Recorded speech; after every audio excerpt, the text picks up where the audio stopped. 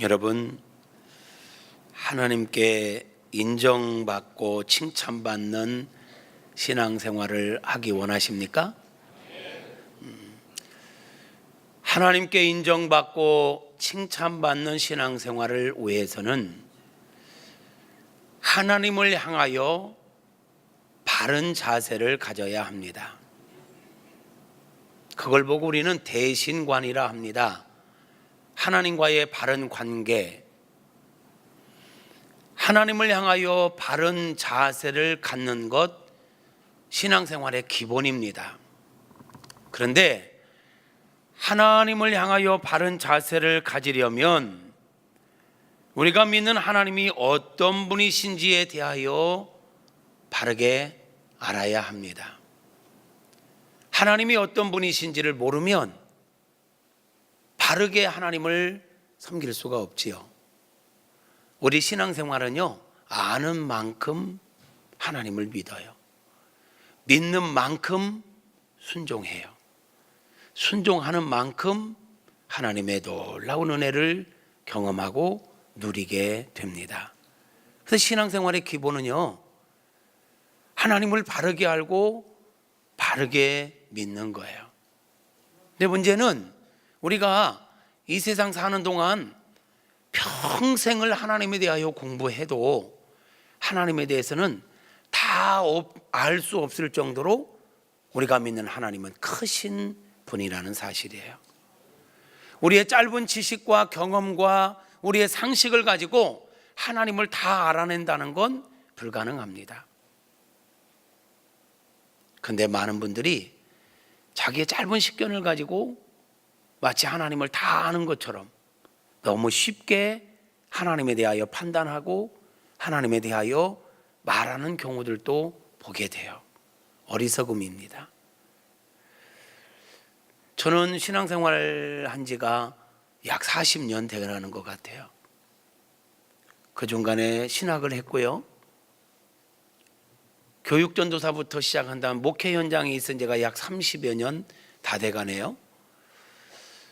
그런데도 지금도 성경을 보다 보면, 말씀을 준비하다 보면, 또는 어떤 분들의 목사님들의 설교를 듣다 보면 하나님의 새로운 모습 속에 깜짝깜짝 놀랄 때가 있어. 와, 야, 하나님의 그런 부분도 있구나. 아, 하나님은 그런 분이시구나. 깨닫게 되어진다는 거죠. 감동이죠. 아마도 주님 앞에 설 때까지 이런 놀라는 것은 계속될 것 같아요. 그 정도로 하나님은 한마디로 정의하기에 어려울 정도로 크신 분이라는 거죠. 그 크신 하나님을 많이 알면 알수록 우리 믿음이 깊어지고, 알면 알수록 하나님께 인정받는 믿음 생활을 하게 되고, 알면 알수록 더 바른 순종과 더 놀라운 은혜를 경험하게 될 줄로 믿습니다. 저는 오늘 또 제가 만난 하나님, 제가 경험한 하나님을 소개하려고 합니다. 그 하나님을 짧은 30분 정도의 시간에 다 소개할 수는 없지요. 그래서 하나님의 성품 하나 소개하려고 하는데, 오늘 저는 우리에게 가장 좋은 것을 주시는 하나님이라는 제목으로 하나님의 말씀을 나누려고 합니다. 따라서 할까요? 가장 좋은 것을 주시는 하나님. 여러분, 우리가 신앙생활을 하면서 가장 기본적인 믿음이 뭐냐면, 하나님은요, 우리에게 가장 좋은 것을 주시는 분이라는 사실을 믿는 것입니다. 어떤 상황 속에서도 하나님은 나에게 가장 좋은 것을 주시는 분이라는 사실을 믿는 믿음이 신앙의 가장 기본이에요. 기본.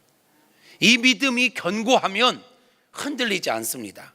그런데 이 믿음이 없으면 상황에 따라 흔들립니다. 환경에 따라 흔들립니다. 여러분, 하나님에 대한 절대 믿음이 저와 여러분 안에 회복되어지기를 주님의 이름으로 축복합니다. 나에게 가장 좋은 것을 주시는 하나님에 대한 분명한 믿음이 있으면 어떤 상황 속에서도 감사할 수 있어요. 여러분 아세요? 감사하는 믿음은 가장 적극적인 믿음의 표현입니다. 감사는 믿음의 가장 적극적인 표현이다. 감사가 없다는 건 내 믿음에 문제가 있다는 거예요. 가장 적극적인 믿음의 표현은 감사입니다. 그런데 그 감사가 언제 생기느냐? 그럼에도 불구하고 감사, 그렇지만 감사, 그래도 감사, 그럴수록 감사, 그러니까 감사. 이것은요, 하나님은 나에게 언제나 가장 좋은 것을 주시는 분이라는 사실을 믿을 때 그래도 감사할 수 있고요, 그럼에도 불구하고 감사할 수 있고요, 그래도 감사할 수 있고요, 그럴수록 감사할 수 있는 거예요. 왜요? 하나님은 지금 환경과 관계없이, 지금 상황과 관계없이 나에게 가장 좋은 것을 주셨고 주실 것이기 때문입니다. 우리 믿음의 근거는 내 기분이 아니라 했어요, 환경이 아니라 했어요. 변화무쌍한 환경이 우리 믿음의 근거라면 우리는 하루에도 수십 번 변덕을 부릴 수밖에 없어요. 믿음이 있다가 없다가 이럴 수밖에 없어요. 그러므로 우리 기분과 우리의 감정과 우리의 환경이 믿음의 근거가 될 수가 없습니다. 우리 믿음의 근거는 절대 진리가 되는 하나님의 말씀만이 우리 믿음의 근거입니다. 성경이 그렇다면 그런 것입니다. 또 하나, 우리 믿음의 근거는 하나님의 성품에 두고 있습니다. 변함없는 하나님의 성품, 그 성품을 우리는 믿는 것입니다. 지금 환경이요, 지금 현재 처해 있는 저와 여러분의 환경이 어려움 가운데 있을 수 있습니다. 문제가 꼬여 있을 수 있습니다. 여전히 아픔 가운데 있을 수 있습니다. 오랫동안 기도했지만 그 기도가 응답되지 않은 문제일 수도 있습니다. 그러나 그럼에도 불구하고 하나님은 여전히 저와 여러분을 사랑하십니다. 그럼에도 불구하고 하나님은 저와 여러분에게 가장 좋은 것을 주신다는 사실은 변함이 없습니다. 이건 진리입니다. 오늘 아침에 안개가 자욱하게 꼈더라고요. 아침이면 밝은 태양이 쫙 떠올라서 쫙 비추는데 아침에 태양을 못 봤어요. 묻겠습니다. 되게 어려운 질문 할게요. 오늘 아침에 태양은 떴을까요? 구름이 자욱하게 껴있을 때 우리가 하늘을 보면 태양이 안 보입니다. 어려운 질문 또 하나 할게요. 태양은 떴을까요? 구름 위를 올라가 보면 태양은 있고, 안개 속을 지나 통과해서 보면 여전히 태양은 있듯, 오늘 우리의 삶의 현장 속에 안개가 껴있는 것처럼, 자욱한 구름이 껴있는 것처럼 우리의 삶의 환경들이 여전히 꼬여있고 이런저런 문제와 아픔들이 있다 할지라도 하나님의 사랑은 여전히 우리를 향하여 있고 하나님은 여전히 우리에게 가장 좋은 것을 주고 계시다는 사실은 진리입니다. 그것을 믿는 것, 이게 성경적인 믿음입니다. 성경이 말하는 믿음, 저와 여러분은 그 믿음을 갖게 될 수 있기를 주님의 이름으로 축복합니다. 오늘 우리가 읽은 본문을 보면 우리 예수님께서 친히 말씀하시네요. 너희가 악할지라도. 여러분, 착해요, 악해요? 찔리죠? 나름대로 착하게 산다고 살지만 하나님과 비교해 보면 참 악하지요. 우리가 악할지라도 자식에게는 좋은 것을 주고자 합니다. 이 세상 모든 부모들은 할 수 있다면 자기의 자녀에게 최고의 것을 주고자 할 것입니다. 아멘 않는 것이 여러분은 아닌가 봐요. 특별한 사람 외에는 내 생명이라도 주어서 자녀가 잘 된다면 생명이라도 주고자 하지 않겠어요? 그런 속성을 예수님은 너희가 악할지라도 자식에게 좋은 걸 줄 줄 알거든. 하물며 단어가 중요한 거예요. 너희가 악할지라도 자식에게 좋은 걸 주려고 하는데 너희하고는 비교할 수 없는 사랑의 근본이 되시고 본체가 되시는 하나님께서 하나님의 백성된 우리들을 사랑하시는 것, 좋은 것을 주시고자 하는 것 당연하다. 그걸 얘기하는 겁니다. 여러분들이 여러분 자녀를 향하여 더 좋은 것을 주고 싶어서 막 어떻게 하면 내 자녀에게 더 좋은 걸 줄까? 이런 마음이 들 때마다 동시에 우리가 생각해야 될 게 있어요. 내가 악할지라도 자식에게 이렇게 좋은 것을 주려고 하는데 하물며 우리 하나님께서 나에게 얼마나 더 좋은 걸 주시고 싶어 하실까를 생각하면서 하나님을 향하여 감사할 수 있기를 축복합니다.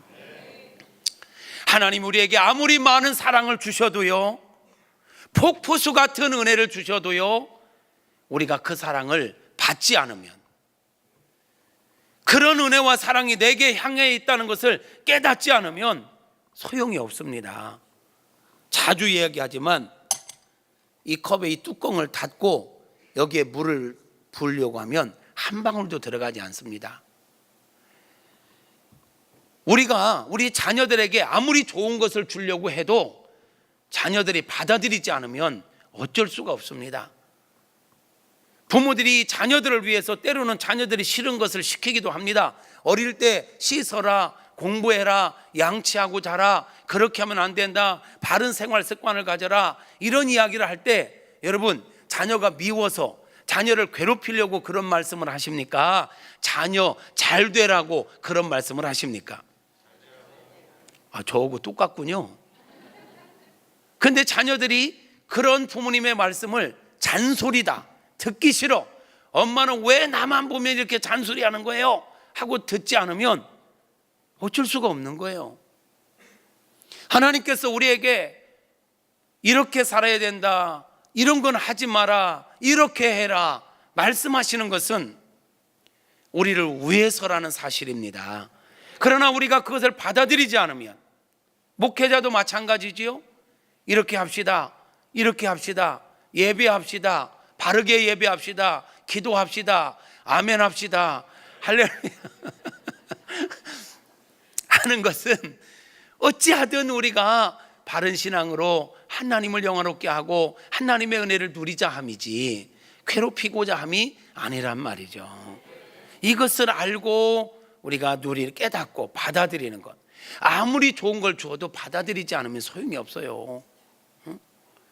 받아들일 수 있는, 이걸 깨닫고 받아들일 수 있는 저와 여러분 모두가 되어지기를 주님의 이름으로 축복합니다. 너희가 악할지라도 자식에게 좋은 것을 줄 줄 알거든. 하물며 하늘에 계신 내 아버지께서 구하는 자에게 좋은 것을 주시지 않겠느냐. 이 성경은요, 창세기부터 계시록까지 무엇을 이야기하고 있냐면 하나님은 우리 인생에 가장 좋은 것을 주고 계시고 앞으로도 주실 거다라는 것을 이야기하고 있는 게 성경입니다. 성경을 착 펴면 창세기가 나와요. 창세기의 첫 번째 장, 태초에 하나님이 천지를 창조하시니라. 하나님이 온 우주 만물을 창조하셨는데 그 온 우주 만물이 얼마나 아름다웠던지요. 지금도 우리가 자연계를 바라보면 우와, 감탄을 하게 됩니다. 우와, 신묘막측하다. 그런데 아시죠? 지금 우리가 보고 있는 이 자연계는, 이 온 우주는 하나님께서 원래 창조하셨을 때하고는 비교할 수 없을 정도로 망가져 있다는 사실을, 완전히 망가졌다 해도 과언이 할 정도로 하나님께서 원래 창세기 1장 2장에서 창조하시고 보시기에 좋았더라 하셨던 그때하고는 비교할 수 없을 정도로 완벽한 피조세계였습니다. 그런데 지금은 다 망가졌어요. 그런데도 우리는 그 자연 속으로 들어가 보면, 온 우주계를 바라보면 감탄할 수밖에 없을 정도로 멋집니다. 아름답습니다. 신묘막측합니다. 그러면 하나님께서 이렇게 아름다운 온 우주 만물을 왜 만드셨을까요? 누구를 위해서 만드셨을까요? 성경은 이렇게 답합니다. 바로 하나님께서 온 우주 만물을 이렇게 멋지게 만든 이유는 바로 우리 인생을 위해서 만들었다. 온 우주 만물을 다 완벽하게 만든, 사람이 살아가기에 가장 적합한 환경으로 온 우주 만물을 딱 세팅한 다음에 마지막으로 하나님의 형상과 모양을 따라 우리 사람들을 만드시고 사람을 이 세상에 딱 세우셨습니다. 그리고 말씀하십니다. 이 모든 것 다 내가 너를 위하여 준비했다. 다 네 거다. 다 가져라. 다 누려라. 이게 창세기 1장 27절 28절의 말씀입니다. 그러니까 창세기를 열자마자 하나님 우리에게 뭘 이야기하시냐면 가장 좋은 것을 우리에게 주시고 계시다라는 것을 말씀하고 있는 것입니다. 그럼에도 불구하고 인생들은 그 하나님의 그 놀라운 사랑과 은혜를 다 깨닫지 못하고 근거도 없는 사단이 뱀을 통해서 와서 유혹할 때 그 말을 듣고 하나님을 의심하는, 근거도 없는 말을 듣고 우리의 창조자가 되시고 주관자가 되시는, 가장 좋은 것을 주시는 하나님을 외면하고 하나님의 말씀을 거역하고 하나님을 떠나가 버렸습니다. 그대로라고 한다면 영원히 진노 가운데, 고통 가운데, 심판 가운데 살 수밖에 없는 존재였습니다. 그런데 우리 하나님은 그럼에도 불구하고 그런 인생들을 외면하지 아니하시고 그런 인생들을 버려버리지 아니하시고, 뭐가 이쁘다고, 도대체 우리 인생이 무엇이 간데, 도대체 내가 무엇이 간데 나를 살리겠다고, 나에게 영원한 행복을 되찾아 주시겠다고 당신의 독생자를 십자가에 못 박혀 죽게까지 하셨을까요? 우리는 이 십자가를 바라볼 때마다 하나님의 사랑의 극치를 깨달아야 합니다. 하나님은 가장 좋은 것을 주시기를 기뻐하시는 분이신데, 내가 하나님을 떠났어도, 하나님을 배신했어도 나를 버려버리지 않고 당신의 독생자를 주어서라도 나에게 그 사랑, 그 행복, 그 은혜를 되찾아 주시기를 원하시는 하나님의 마음을, 그 하나님의 사랑을 우리는 십자가를 볼 때마다 느껴야 합니다. 그것만 가지고도 부족했던지 우리 하나님은 우리에게 성령님을 보내주셨습니다. 그래서 계속해서 우리에게 진리의 말씀 가운데 이끌어 주시고 말씀들을 생각나게 하시고 깨닫게 하시고 믿게 하시고 순종하게 역사하고 계십니다. 하나님이 뭐가 부족해서요? 아니요. 우리를 위해서요. 분명한 진리는 하나님은 여전히 우리를 사랑하신다라는 것이고, 그럼에도 불구하고 사랑하신다는 것이고, 가장 좋은 것을 주신다라는 것입니다. 사랑하는 성도 여러분, 가장 좋은 것을 주시는 하나님을 온전하게 믿으시기를 축복합니다.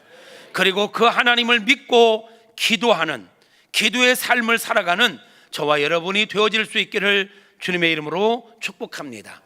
기도하라는 것은 짐이 아닙니다. 기도하라는 말은 다른 말로 바꾸고 말하면, 네가 원하는 게 뭐야? 말만 해. 내가 다 해줄게.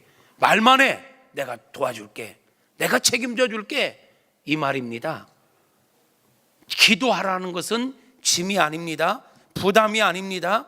여러분 기도하십시다. 이것은 여러분의 부담을 주는 게 아닙니다. 축복의 메시지입니다. 하나님의 사랑의 메시지입니다. 네가 원하는 게 뭐냐? 행규야, 네가 원하는 게 뭐야? 네가 걱정하는 게 뭐야? 나한테 말해. 네 수고하고 무거운 짐 나에게 맡겨. 네 염려 나에게 맡겨. 네가 운다고, 네가 근심한다고, 걱정한다고 되는 게 아니잖아. 내 도움이 필요하잖아. 나에게 막 말해. 이게 바로 기도하라는 것입니다. 성도 여러분, 가장 좋은 것을 주기를 기뻐하시는 하나님을 믿습니까? 그 하나님 앞에 기도하시기를 바랍니다. 그렇게 믿고 기도했는데 혹 응답이 여러분 원한 대로 되지 않음으로 인하여 혹 시험 든 분 있습니까? 아, 목사님 말 믿고 기도했는데 응답이 안 오던데요? 얼마나 하셨습니까? 또는 하나님과의 관계를 한번 점검해 보십시오. 기도 응답이 잘 오지 않는다면 하나님과의 관계를 점검해 보십시오. 혹 회개할 것은 없는지, 내 기도의 동기가 잘못되어 있지는 않은지, 내 인생의 방향과 목적이 잘못되어 있지는 않은지 말이에요. 이사야서 59장 1절 2절은 이렇게 말씀합니다. 같이 읽어볼까요? 여호와의 손이 짧아 구원하지 못하심도 아니요, 귀가 둔하여 듣지 못하심도 아니라 오직 너희 죄악이 너희와 너희 하나님 사이를 갈라놓았고 너희 죄가 그의 얼굴을 가리어서 너희에게 듣지 않으시게 함이니라. 여호와의 손이 짧아서 구원하지 못하는 게 아니래요. 여호와의 귀가 둔해서 우리의 기도 소리를 듣지 못하는 게 아니래요. 하나님과 우리 사이에 죄가 가로막혀서 하나님의 응답이 우리에게 오지 않고 있대요. 그래도 주면 좋겠다고요? 아니요. 하나님은 그냥 주시는 분이 아닙니다. 이것을 주었을 때 우리에게 유익할지 유익하지 않을지를 보고 유익할 것만 주십니다. 우리도 자녀들에게 그렇지 않습니까? 자녀들이 원한다고 무조건 다 주지는 않습니다. 3살배기 어린아이가 아빠가 요즘이야 뭐 면도기가 자동이지 전기 면도기지만 옛날에 막 시퍼런 칼 있잖아. 칼 막 싹싹 가죽에다가 이래 해가지고 막 비누해서 이러 하는, 그걸 보고 3살배기 어린아이가 아빠 나도 그거 줘요, 면도칼 줘요, 나도 돌게. 그래 이거 가져라고 주는 아빠가 있을까요? 주면 큰일 납니다. 안 돼. 이게 응답입니다. 기다려. 이것도 응답입니다. 그 아이는 단순하게 그게 좋아 보이니까 달라는 거야. 단순하게. 근데 그를 사랑하는 부모는 안 줘요. 인스턴트 식품을 아이들이 너무너무 좋아해. 달라고 한다고 무조건 주면 안 돼요. 절제시켜야 돼요. 아멘입니까? 아이 찡찡거리고 귀찮으니까 줘버린다. 그러면 자식 사랑하는 거 아니요. 찡찡거리고 듣기 싫어도 귀찮아도 조금 안 된다고 얘기해야 돼요. 이게 사랑이에요. 하나님은 우리가 죄가 있거나 말거나, 하나님 주시는 건강, 하나님 주시는 물질 가지고 죄를 짓거나 말거나 하나님 떠나거나 말거나 무조건 주시는 분이 아니에요. 주셨을 때 우리가 그것 때문에 죄를 짓거나 그것 때문에 하나님을 떠날 것 같으면 안 주십니다. 그게 사랑입니다. 안 주시는 게 가장 좋은 것을 주시는 것입니다. 그러므로 우리는요, 응답을 받기 위해서는 먼저 받을 그릇 준비가 되었는지를 돌아보라는 것입니다.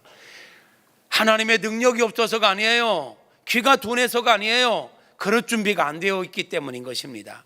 또는 야고보서 4장 2절 3절을 보면 이렇게 말씀하네요. 같이 읽어보겠습니다.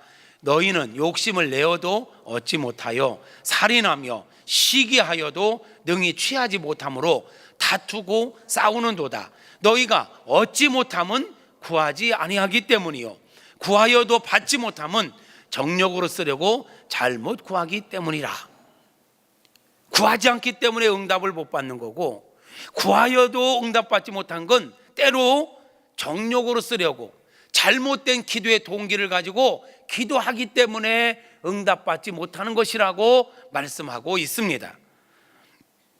그러기에 응답이 더딜 때는 내 기도의 동기를 돌아봐야 하는 것입니다. 우리는 예수님의 이름으로 기도하잖아요. 성경은 무엇이든지 원하는 대로 구하라, 그리하면 주시리라. 이 말씀만 문자적으로 해석하면서 무엇이든지 구하라고 했잖아요. 무엇이든지 구하라고 했잖아요. 그러니까 무엇이든지 구했는데 왜 응답이 안 되냐, 왜 안 됐냐는 거야. 왜 응답이 안 되는 걸까요? 무엇이든지 구하라 하신 그 말씀 앞에 내 이름으로 구하라는 말씀이 나와요. 다시 말하면 예수 이름으로 구하라는 거죠. 여기 아주 중요한 의미가 있습니다. 예수님의 이름으로 구한다라는 것은요, 예수님의 이름에 적합한 것을 구하라는 거죠. 더 쉽게 표현하면 여러분들이 어디 가서 제 이름을 대고 뭔가를 할 때 이행규 목사가 어떤 인정할 만한, 시킬 만한 것들을 가지고 얘기해야 맞는 거지, 전혀 맞지 않는, 예를 들어서 술집에 가서 술을 먹으면서 우리 목사님과 술 먹으라 하겠어요. 돈 없으면 그 목사님 이름 달아놓고 먹으라 하겠어요. 그러면 믿을까요? 안 믿을까요? 왜? 절대로 제가 그렇게 시킬 사람은 아니거든. 예수 이름으로 기도하라는 말은요, 예수님의 이름에 합당한 내용을 가지고 기도하라는 말이에요.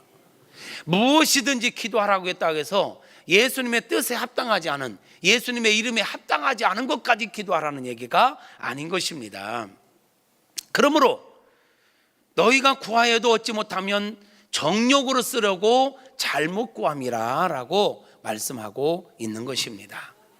성경은 이렇게 말씀합니다. 로마서 8장 32절에 보면 같이 읽겠습니다. 자기 아들을 아끼지 아니하시고 우리 모든 사람을 위하여 내주시니가 어찌 그 아들과 함께 모든 것을 우리에게 주시지 않겠느냐.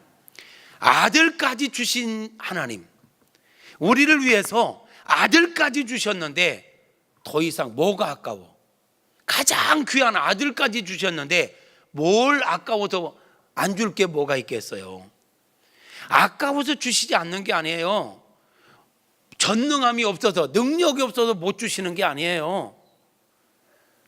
그럴 준비가 되지 않아서, 그걸 주면 오히려 화가 될까 봐 그릇을 먼저 준비하라고, 바른 가치관을 가지라고, 바른 인생관을 가지라고 때로는 기도의 응답을 늦추시기도 하는 것입니다. 사랑하는 성도 여러분, 정말 우리는 어떤 상황 속에서도 가장 좋은 것을 주시는 하나님에 대한 그 믿음은 분명해야 합니다. 그리고 내가 그 하나님을 의지하고 나아가는데 내 인생에 여전히 어려움이 있다? 이것 또한 깊이 생각해 보아야 합니다. 왜일까? 하나님이 원하시는 게 뭘까? 내가 하나님과의 관계 속에서 정리해야 될 게 뭘까? 그릇 준비해야 될 게 뭘까를 돌아보고 바르게 결단하는 은혜가 있어야 할 것입니다. 저와 여러분이 가장 좋은 것을 주시는 하나님을 믿고 있다는 것은 분명 은혜입니다. 그 하나님께 기도할 수 있다는 건 분명한 특권입니다. 주신 은혜와 특권을 잘 활용하여 보다 더 행복한 인생을 살아가는 저와 여러분 모두가 되어지기를 주님의 이름으로 축복합니다. 조금 영적인 부분으로 조금 더 들어가서 이야기를 풀어보겠습니다. 여러분, 우리는 영생을 가진 자들입니다. 뭘 가졌다고요?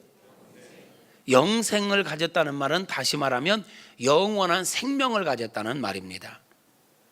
영원한 생명을 가졌다는 말은 또 다른 말로 말하면 영원한 시간을 가졌다라는 것입니다. 우리는 영원한 시간을 가진 사람들입니다. 아멘. 아멘. 영원한 시간.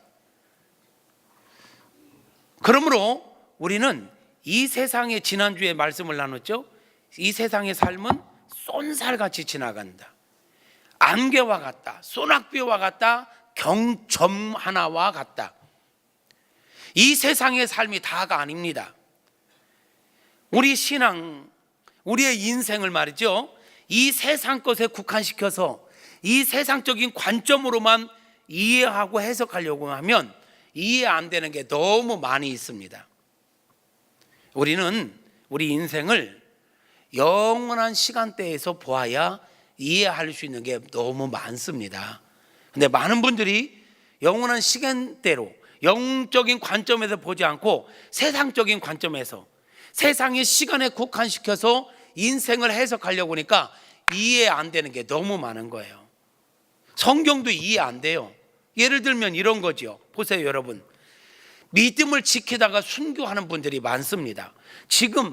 지금도 예수 믿는다는 이유로 돌에 맞아 죽고 몽둥이로 맞아 죽고 불에 타서 화형당해 순교하는 분들이 있다는 거 아십니까, 여러분? 이렇게 자유롭게 신앙생활을 하고 있는 이 시대 속에서도 어느 한쪽에서는 예수 믿는다는 이유로 순교하고 있다고요. 그러면 그 문제를 이렇게 예수 믿는다는 이유로 순교해서 비참하게 죽어, 그것을 세상의 시간으로만 해석한다면 이해가 됩니까? 세상적인 관점으로만 이해하려고 한다면 이게 이해가 되는 짓이냐고요. 이건 바보 같은 짓입니다. 예수 안 믿는다고 하고 살아야지. 이 세상이 다라면, 이 세상의 것이 끝이라면 어떻게든지 더 살아야지.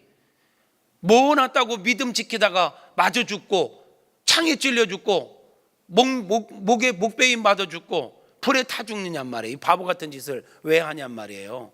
이 세상 것이 다라고 한다면 이거 이해 안 되는 미친 짓입니다. 손양원 목사님이라는 분이 계세요. 그 목사님의 아들 둘이 있었어요. 근데 공산당에 의해서 믿는다는 이유 때문에요, 두 아들이 하루아침에 죽어버렸어요. 아들 장례식에서 손양원 목사님이요, 울어도 시원찮은데 장례식 때에 그 두 아들을 죽인, 대창으로 찔러 죽인 그 원수를 저주해도 시원찮은 판에 손양원 목사님이 장례식 때 한 게 뭔지 아시죠? 감사 기도를 드렸습니다.